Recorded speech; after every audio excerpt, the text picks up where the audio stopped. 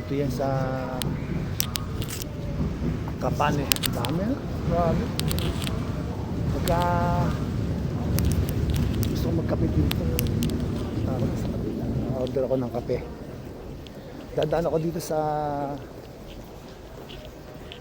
Akabani. Punta ako ng bake shop. Coffee bake shop. And then, sa kabila ko. Coffee. Dami tao na, grabe. Dati hindi ganito karami tao rito eh. Ayan ang mga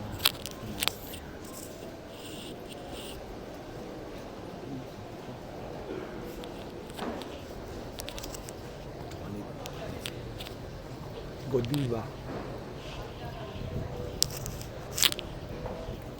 Grabe, dami tao.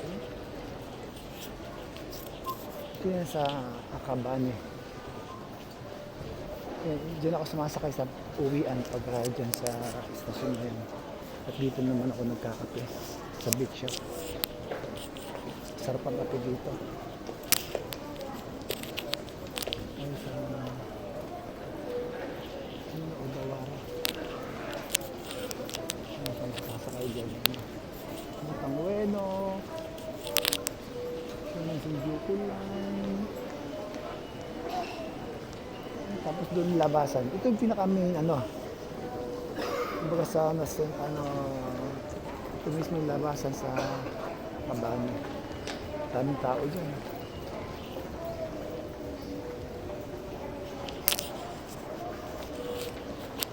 North Gate.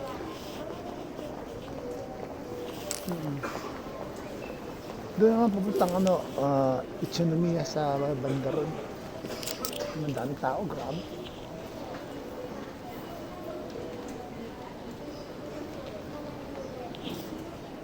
Lipat tayo doon. Pupunta na ako doon sa pagkain. Sarap mga Japanese food. Sarap po.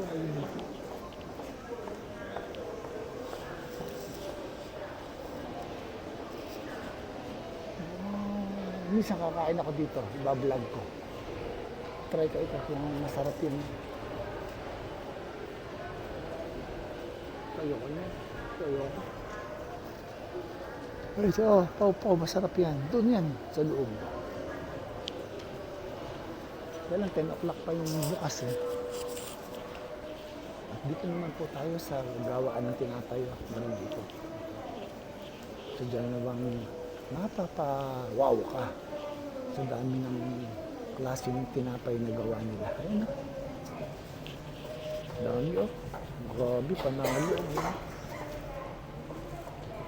Iba't ibang klase ng tinapay.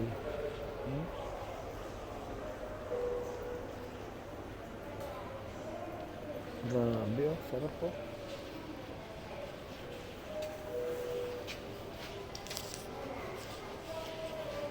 Yan, grabe, sarap yun.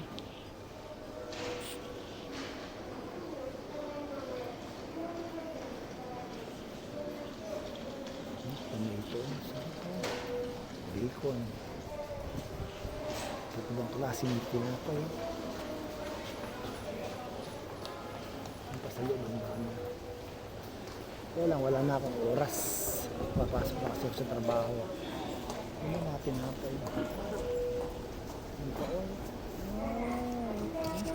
Nagugutom lang ako. Bakit na lang sa taas?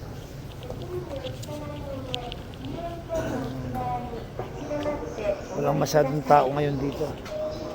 Kahapon, pagka umaga, gantong dami.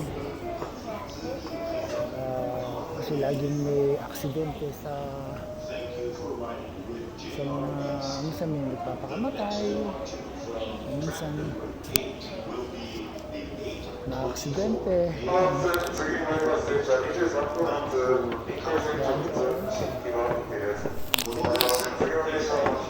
Konting tao lang dati. Ang daming tao lalo dito.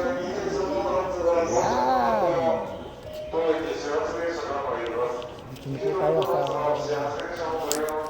Akabani Station.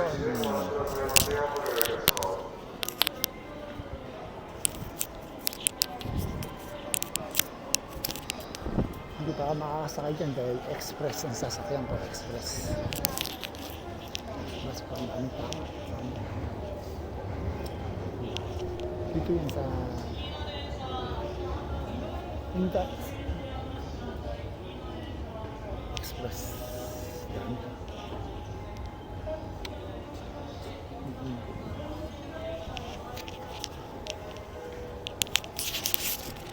Buhay Japan, buhay abroad, buhay manggagawang Pinoy.